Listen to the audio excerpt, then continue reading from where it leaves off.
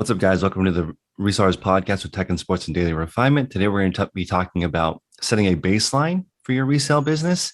And this is going to help everyone get to that next level because without a baseline, you don't know how to improve. And it comes down to the number one metric that we follow in this group, which is the profit per hour metric. And do you want to go into that? Yeah, so basically, what we talk about a lot in this group is either becoming more well rounded in the category that you sell in. Niching down, first of all, is going to increase your hourly rate wage rather than jumping around doing a lot of other things. If you niche down, it's easier to become an expert, which is going to make you more money. And then streamlining all of your processes. That way, you can get your listings up in a shorter amount of time also increases your hourly wage by either getting more done in the same amount of time or getting everything done in a shorter amount of time. And then you can go on and do other things with your time. So it's very, very important to establish your baseline. So that way it gives you an idea on improvement. Because if you don't know the baseline, you can't improve from there because it's not recorded. So I think establishing your baseline time wise and money wise is the two biggest and most important things that you could do in this business. So I've been watching you for almost a year now. We're in our 50th or 51st episode of doing this. And there's like 10 things that you do that really everyone should integrate. So we're going to go over a few of those on on the episode today. But this is a good episode to take notes for everyone listening right now because this stuff, all of the things that we're talking about in this episode will increase how much you make per hour. And so I want to start with the number one thing that you preach that everyone is starting to understand in the group. And you even made this comment earlier to me, which is you want to be an expert in your niche. That being an expert increases your hourly wage tremendously. It's like 10x. Right. Because the other morning you did a live listing of a North Face jacket, and we had a lot of people chiming in on a lot of different aspects of the listing. Some of it mattered a lot, some of it didn't matter so much. But still, with all of the opinions and all the things that were recommended to look up sell through, look up exact price, look up what colors sell better, look up if it should be listed by this size instead of putting this size, if it should be furry or fuzzy or fleece, what keywords rank better. And until you know all the answers to those questions before you list the item, you cannot be at your peak hourly rate. So, you guys did the listing, which it's no problem if you never listed that particular item. Of course, maybe you have to do a little bit of a deep dive, but I've listed that same item probably 100 times, 200 times. So for me, it would have took 1 minute, 2 minutes to list the item. And instead of taking 60 minutes to list that item, now I can list 30, 40, 50 items in the same amount of time because I'm an expert at the listing and I'm an expert at clothing. So it's just strict mathematics. If it takes an hour to do a listing because you are not fully informed on everything that is involved, when you are an expert, it will take you 2 minutes, 3 minutes, 5 minutes, 8 minutes to do the same listing that maybe used to take you a full hour before you knew all the aspects involved. That's right. I mean, there are so many item specifics that basically required a committee to discuss.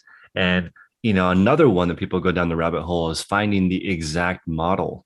Mm-hmm. Now, if you were a North Face expert, then you would know what all the models are because there's not that many. There's probably 50 different models of North Face jacket and sweater. That's it. But if you didn't know, if before being an expert, you might just know, okay, jacket, sweater, shirt, button down, backpack. Those are like the categories that you know. And of course, people forget that you could just list it as the North Face jacket. That's it. And it would still sell if you put in the right item specific. You don't need a more complicated title than that because the brand is doing the heavy lifting. And you mentioned that being the number one thing in your listing quality report. If you put in the wrong brand in the item specific and you put the wrong brand in the title, you're basically guaranteeing failure. Right. So if you are a North Face expert and Mm-hmm. you do know the exact model of the jacket, Hmm. perhaps you can command a couple dollars more That's right. and get more profit because you are an expert on North Face jackets. However, just because you know the model does not guarantee you more money just because you have that knowledge. That's It right. just gives you the opportunity to present the item in a different manner, which can result in a higher price. The higher price is not going to be 3x, 5x, 8x. The market is still the market. Whether you know it's a Denali or whether you do not know it's a Denali, the price is going to be the price, maybe 10% increase in difference at the end of the day. So becoming an expert in clothing takes a lot of time. Becoming an expert in certain brands sometimes even takes longer than that because every brand has different subcategories and different things that are sought after, different nuances that make it special. And once you know all of those little things inside of every brand, that's when you can try to start commanding that premium for those items that are more sought after or maybe more rare. But just because it's maybe more rare or this color sells better than that color, it doesn't always guarantee you a better price. But if you have the knowledge, at least you have the opportunity to get the better price. This is why I really, really enjoy the jewelry call. And I want everyone, if you have a chance, to listen to it because in jewelry, most jewelry is unbranded. So Mhm. it's really powerful because now you really have to learn your keywords. You have to understand how important item specifics are, how important photography is, because you can't just rely on the North Face. If you put the North Face jacket Denali blue season spring 2009 and you didn't have any pictures, somebody might still be able to buy it because they kind of know what it is. But you can't do that with the category that you can't lean on the brand. Right. Like a lot of what we do, like you said, the brand does a lot of the heavy lifting for us. So, Yeah. most customers are not experts in clothing, are not experts in brands. So I like to cast a wider net and I like to go after the most customers. I'm not necessarily listing an item with a super knowledgeable customer in mind.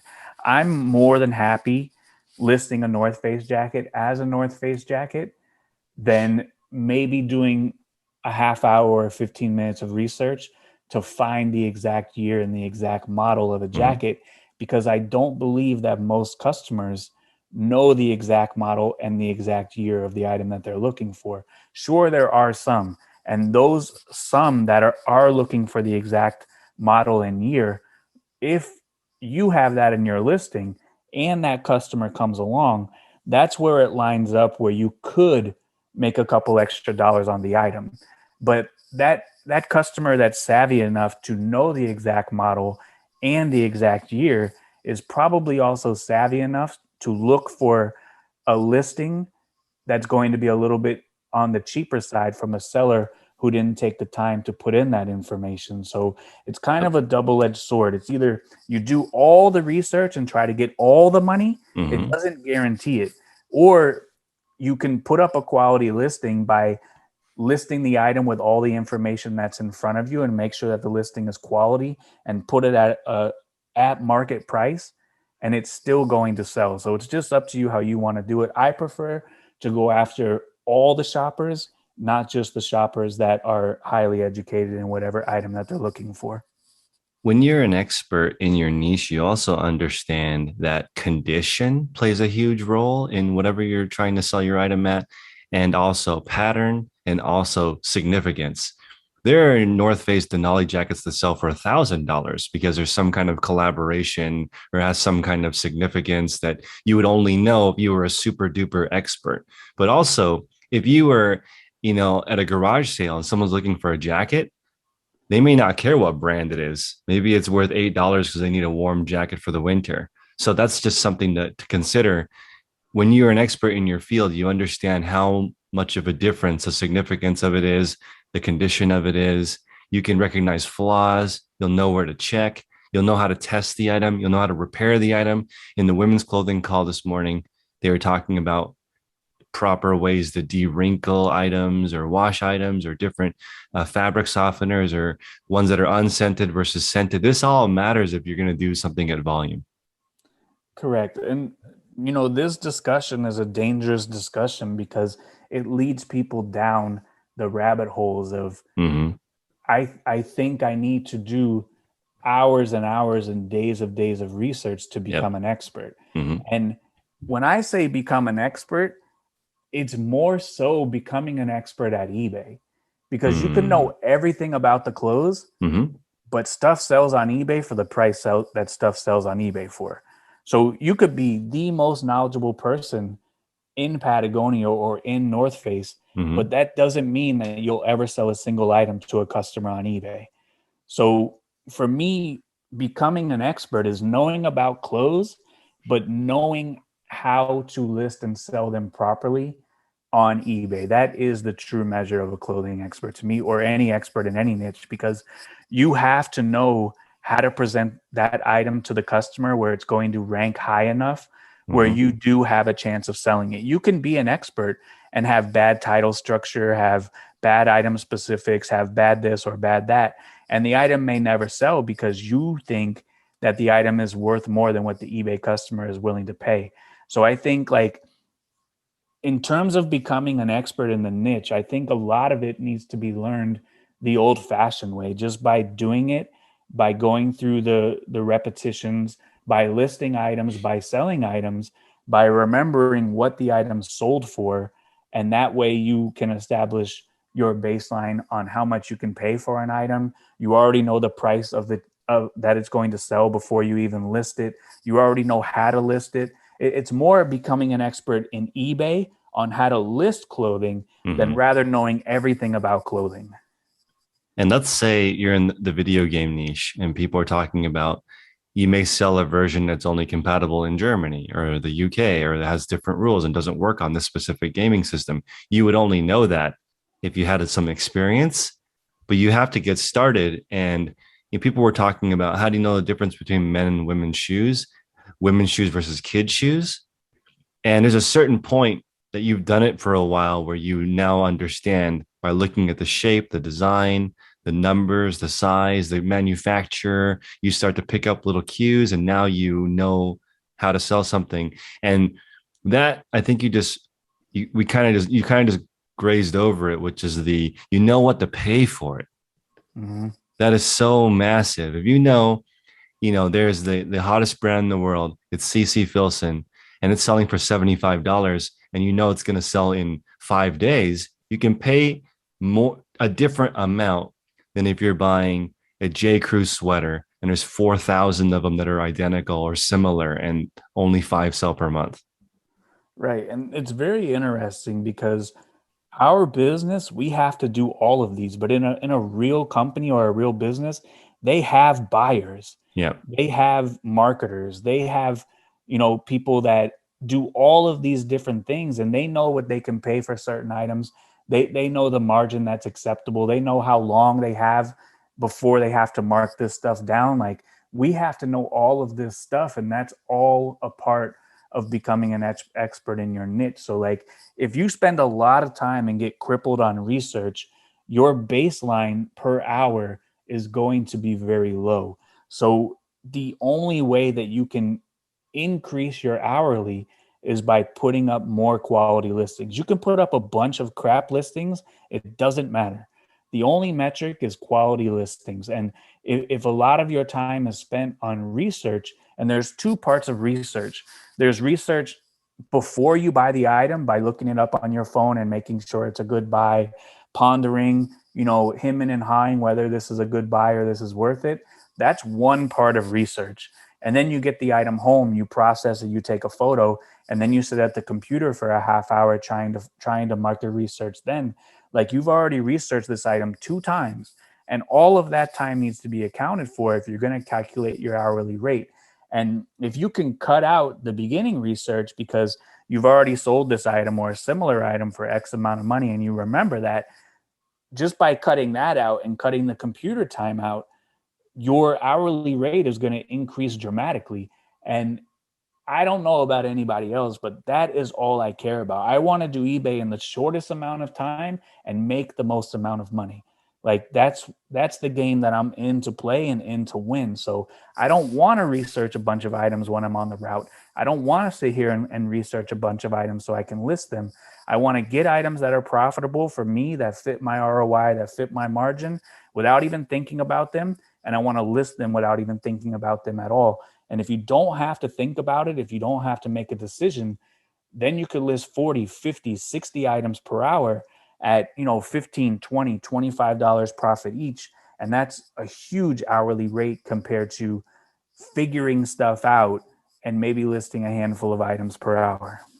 Here's something that you do that I noticed when doing my new store, which is in the category you pick, there needs to be $10 profit items or higher.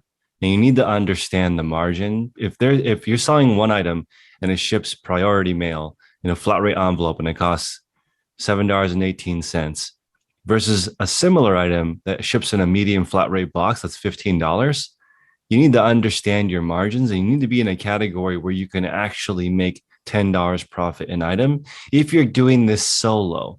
Of course, there are volume stores that make 20 cents an item and it's okay because they sell thousands of items.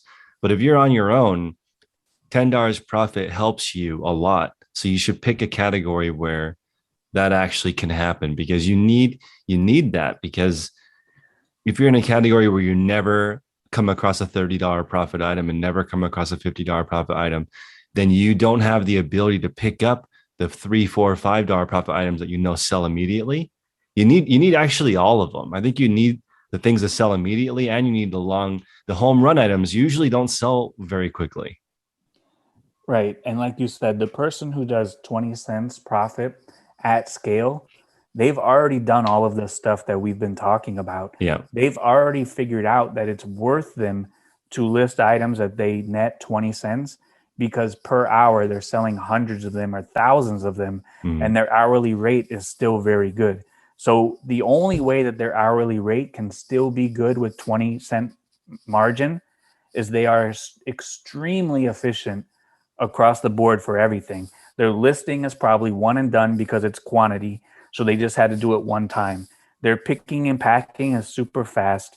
Everything is efficient. Everything is already researched to max capacity. So for them to list and sell an item that they're going to make 20 cents on, but they're going to sell 1,000 of them or 5,000 of them per day, once they add it up on the bottom line, it's it's um it's okay for them to do it and profitable, even though it's only 20 cents at a time, because they've eliminated everything, they've streamlined everything, and their hourly rate is sky high, even selling 20-cent profit items. That's right. And that usually happens in the high traffic arena. So if you're playing in iPhone cables where there's a million searches because you're in the phone charger game, like 100 million people look for one every year. That's a lot. That's like everyone is looking for one of those. So they're highly, highly, highly optimized. Like we hopefully in the book club we go over Sam Walton's book, the Walmart book, because he talks about Choco Pie in that book. And because of the placement, that became one of Walmart's top products. But they're only making a few cents per Choco Pie. That's just the placement. It's right at the checkout. They've already figured that out. Usually, when you're playing in that insane game, you have to know about the traffic. Definitely. And like the main reason why, I wanted to talk about this is that the biggest time suck is when people see the shiny item. That's They right. see a bicycle, they see a lamp, they see a china set, and they think to themselves, wow, I can list this and make $100, make 150, make $200.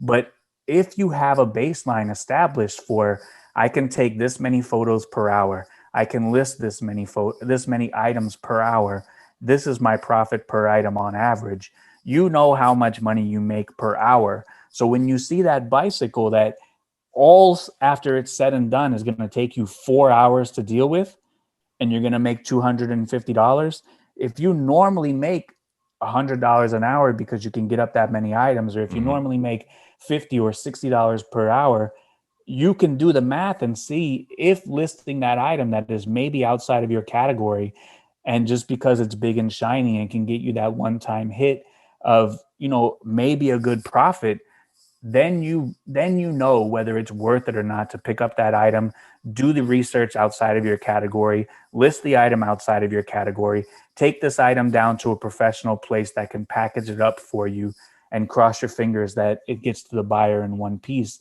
Hmm. Then you can figure out if it's worth your time and effort to list that, if it is more profitable or not more profitable than just doing what you normally do on a daily basis. That's true. So, I mean, when we first started this group, I had the idea that why not just sell one bike per week? Because bikes, you can make a couple $100 profit and they're everywhere. You can, if you go on a Craigslist or Facebook Marketplace, you can find a bike that's profitable. But first, now you have to go meet up with the person. You have to inspect the bike. If you're not a bike expert, then you don't know what's wrong with it and why they're getting rid of it. Then you've got to go test it. When you list it on eBay, there is now probably, item not as described, I bet is the highest in the bike category. There's like 900 components on a bicycle that can go wrong, and they'll return the bike. And now you bought a bike for 150 and sold it for 900, and now you paid shipping both ways across the country, getting it back. Got the bad feeling in your mouth. You've taken it to the bike shop to get it repaired. You took it to the bike shop to get it shipped. You wasted 4 days on this item, and it's so tempting, but it when you break it down, that's just a one-off situation. And I think that for me, it really helped me think through this. Whatever category you pick can make you $100,000 a year. There are Right. no one-off items that can do that. Right. And if you were a bike seller Yeah, and an expert, maybe you list one bike per day, that's right. and that bike's going to net you $1,000. Right.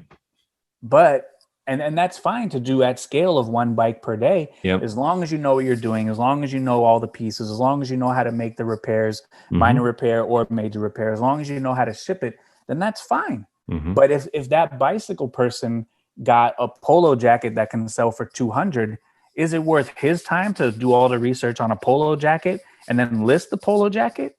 Probably not. So like it's probably not worth our time as well to list something like a cowboy hat when we normally sell video games, because you could just list 40 video games in the time it takes you to list one cowboy hat, or 10 video games, or 5 video games. And this really woke me up after COVID started coming a little bit heavy down here. I was still going to the flea market, but not a lot of vendors were showing up.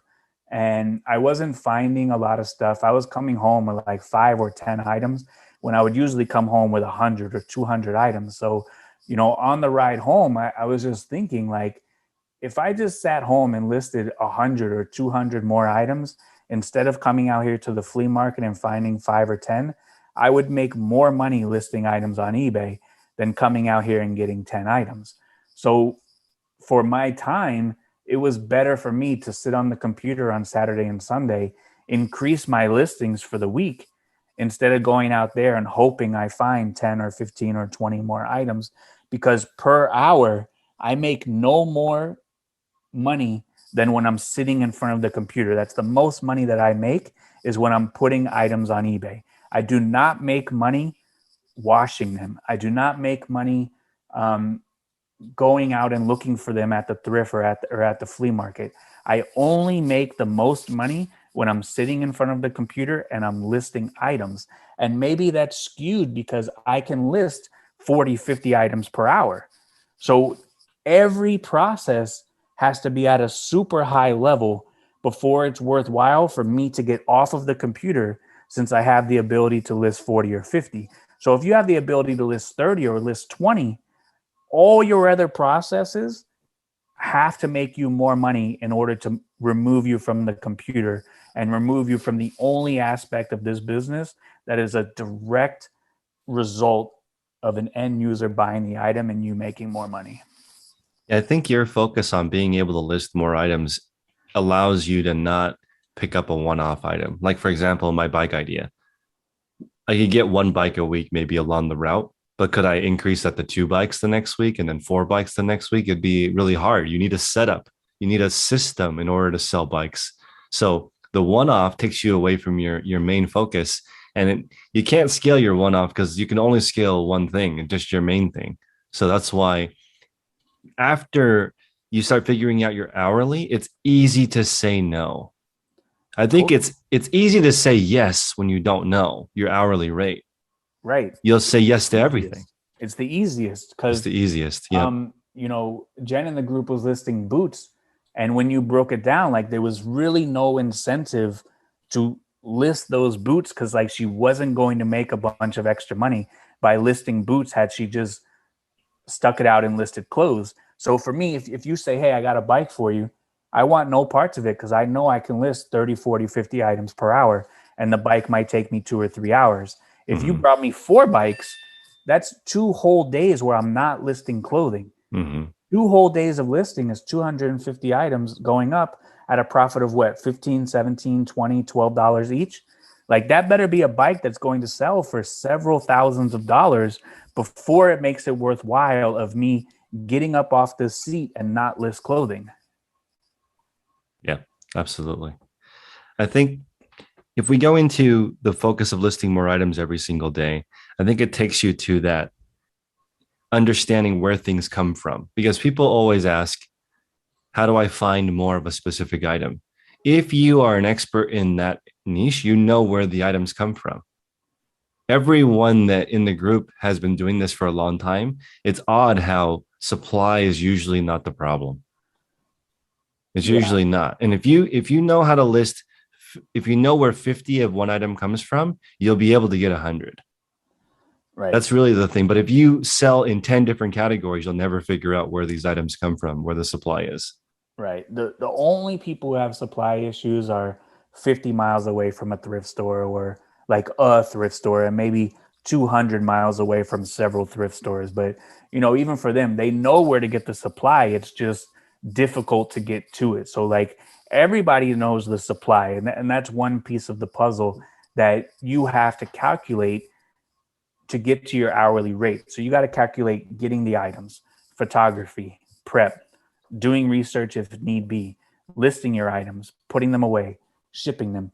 All of that time needs to be added up to establish your baseline of how much money you're bringing in per hour and how much money you're making per hour. And it goes another step. Once you have employees, you need to know how much, how many dollars per hour it costs you to run your business. Mhm. So when I have employees, they make X amount of dollars per hour. So that for the 8 hours they're there, it costs me every second of the day in labor. It costs me every second of the day in goods going up on eBay, in postage, in fees, in warehouse. All of this stuff costs money, and my eBay sales have to outpace it per hour while these people are working. Otherwise, I'm underwater and then my business is underwater. It goes the same way for every business. When we cut grass, when there's 4 guys and we go to a house 3 times a month, those 4 guys have to get paid 3 times to go to that house. Mhm. If that house cannot cover those 4 guys to go there for 15, for 20, for 30 minutes at a time, I'm underwater on that house and I need to fire that house and let it go because I can't pay 4 guys and do lawn care for charity. I can't run a charity eBay business when I have overhead. And it's the same thing for everybody. We cannot run charitable eBay businesses when we need this money to pay our bills. And unless you know how much money you make per hour, you don't know what you're doing or how much money you're producing per hour, how much money is going up on eBay per hour, how many sales on average do you have per day divided by 24. That's how much cash flow is coming back into your pocket per hour. And if your costs are exceeding your cash flow that's coming back per hour, you will be out of business.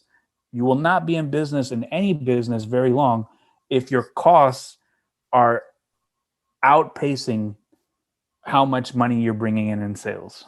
That concludes the free section of our podcast. If you'd like to listen to the rest of the episode, please join us at patreon.com/the resellers podcast. We now have 51 full-length episodes, all over an hour, and hundreds of resources on there in hours of time talking about specific niches or categories or best practices. So we'll see you guys inside the group.